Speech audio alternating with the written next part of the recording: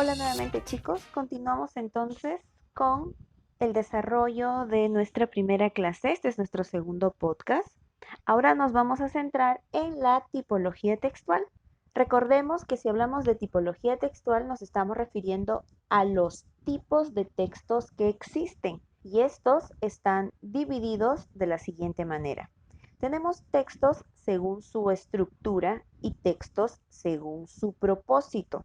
Incluso también podríamos decir que hay textos según su intención comunicativa. Empezaremos con los textos según su estructura. Si recordamos lo visto en clase, estos se dividían en continuos y discontinuos. Los textos continuos son los típicos textos que están normalmente formados por párrafos y que se hayan organizados en oraciones. Los párrafos pueden formar parte de estructuras mayores como apartados, capítulos y libros, y estos se clasifican básicamente por su objetivo, es decir, por el tipo de texto, como pueden ser los textos narrativos, expositivos o argumentativos. Eso lo vamos a ver más adelante cuando incidamos en los textos según su propósito. Retomando los textos según su estructura, tenemos a los discontinuos.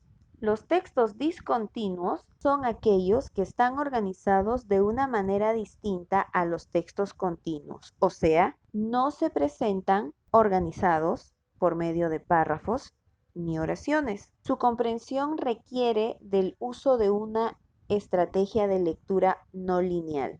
¿Por qué no lineal? Porque el lector, cuando está frente a estos tipos de textos discontinuos, el lector puede empezar a leer por donde él prefiera. ¿Por qué?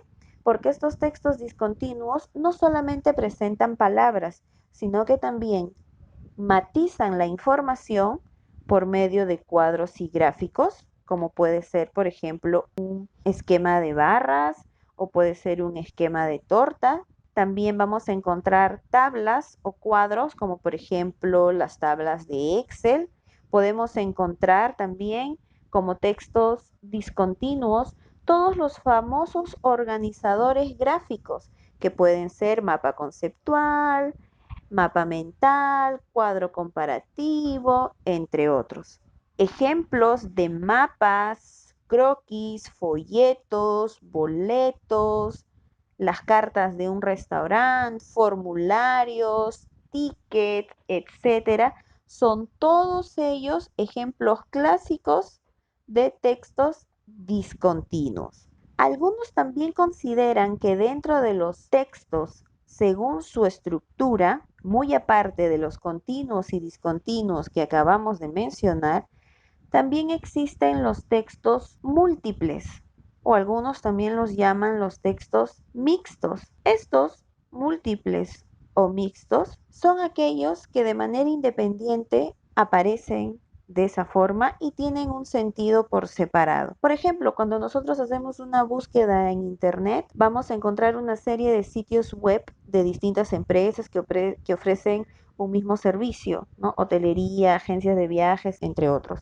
Lógicamente, estos textos múltiples o mixtos son llamados así. ¿Por qué? Porque dentro de su estructura incluyen a los dos antes mencionados, a los continuos y los discontinuos. Siguiendo el orden de nuestra diapositiva, nos tocaría ahora ver la segunda tipología de los textos, y estos son según su propósito. Si hablamos de los textos según su propósito, encontramos a los narrativos, expositivos, argumentativos y descriptivos. Estos, si nos damos cuenta, formarían parte de los textos continuos. ¿Por qué? Porque todos los antes mencionados están estructurados según párrafos, ¿cierto?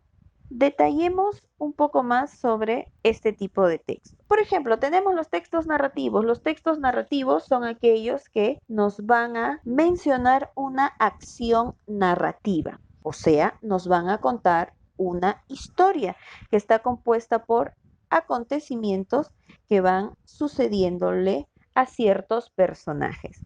La estructura típica de todo texto narrativo es presentación, nudo y desenlace. Recordemos también que el texto narrativo posee ciertos elementos. Primer elemento sería el narrador, que es la persona que va a estar contando, relatando la historia. Este puede ser un narrador en tercera persona y narraría algo que conoce, pero él no está participando ni tampoco está interviniendo. Y por otro lado, tendríamos el narrador en primera persona, es decir, este tipo de narrador se caracteriza por ser partícipe de la historia, o sea, él la está viviendo. Otro elemento que encontramos dentro del texto narrativo es el argumento, que vendría a ser toda la serie de acontecimientos que el narrador va a ir contando, va a ir desarrollando. Tercer elemento, los personajes, que van a ser aquellos que viven, desarrollan los acontecimientos, y dentro de estos personajes podemos encontrar al protagonista, que es el personaje principal, en quien gira básicamente toda la historia. Vamos a encontrar al antagonista, que es el malo, el villano, y los personajes secundarios. Y por último, vamos a también ver el tiempo y el espacio. Y esto es donde se desarrollan todos los acontecimientos. Otro tipo de texto que encontramos, por ejemplo, es el texto argumentativo. ¿Cuál es el objetivo del texto argumentativo? Expresar opiniones o rebatirlas con el fin de persuadir al receptor. Y si hablamos de persuasión, nos estamos refiriendo a convencer, pero vamos a convencerlos por medio de argumentos que deben ser válidos y deben estar reforzados por diferentes fuentes, ¿no? Deben ser argumentos como por ejemplo argumentos de autoridad. ¿Cuál es la estructura típica de un texto argumentativo? Introducción, donde se realiza una breve exposición en la cual se presenta la tesis. Luego vamos a encontrar el desarrollo, que es el cuerpo de la argumentación, y aquí se van aportando los argumentos y se pueden incluir también algunas conclusiones. Y por último, la conclusión propiamente dicha, en la cual se puede volver a reforzar la tesis. Tercer tipo, el texto descriptivo.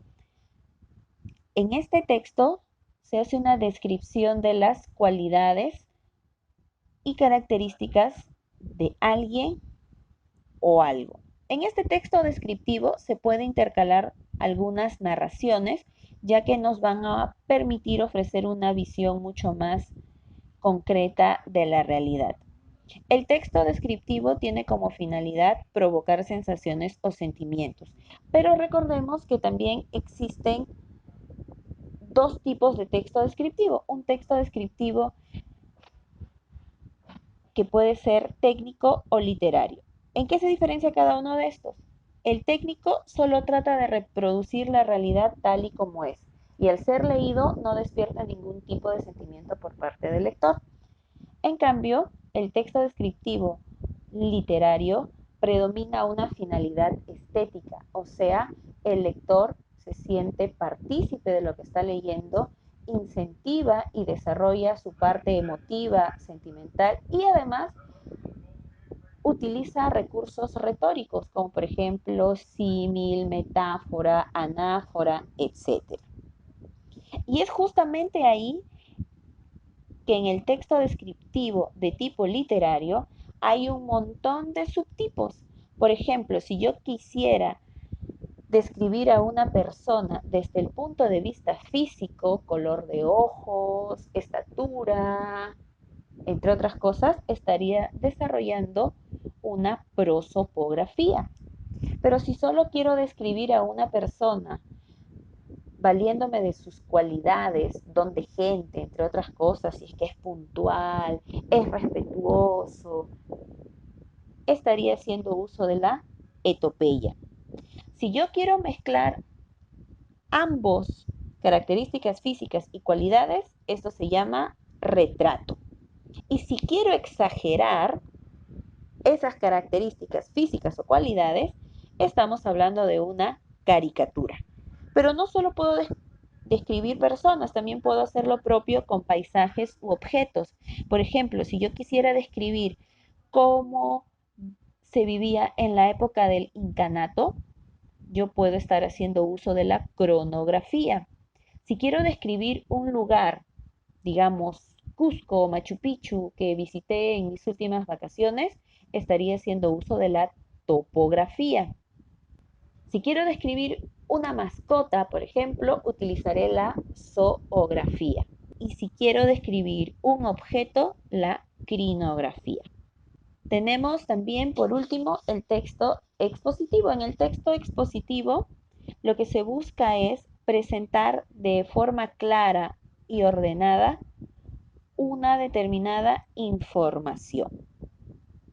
En este texto expositivo, básicamente, la información que se va a brindar es una que tenga interés, ¿no?, general, o sea, que despierte y llame la atención de la gente.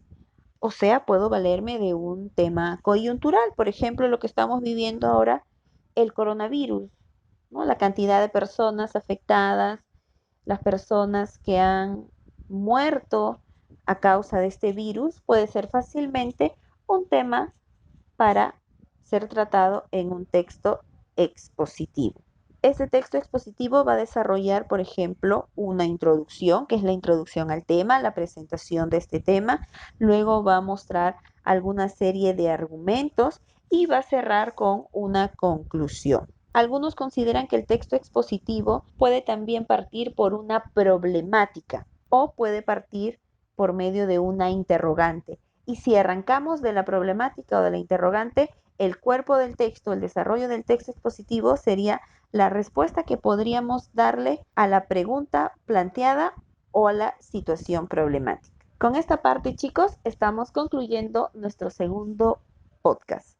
Nos conectamos en breve para continuar con nuestro tema. Gracias.